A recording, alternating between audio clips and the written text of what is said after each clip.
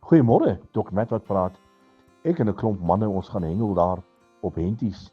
En een van my goeie vriende wat saam hengel, ons moet deur so 'n sloep gaan, deur die see, deur 'n sloep gaan om op so 'n sandbank te kom om bietjie diepte te kry dat ons by die mooi vis kan uitkom.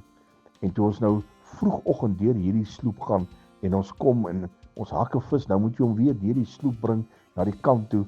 En hierdie goeie vriend van my, toe hy uiteindelik terugkom en hy het sy vis saam met hom, toe sy tande besig om te klap van die koue. Jy sien, want rondom ons is dit maar 7-8 grade die oggend. Dis yskoud en die wind waai en hy sny deur murg en been.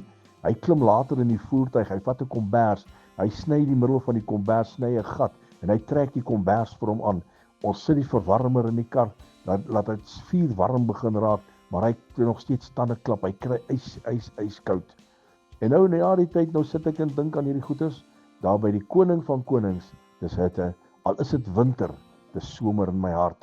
Hy is die een wat die somer in jou hart kan gee, hy is die een wat die hitte kan verskaf in jou situasie.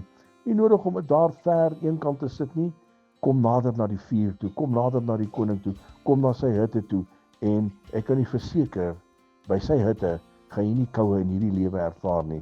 Jesus is die een wat hitte gee. Herlewingsgroete.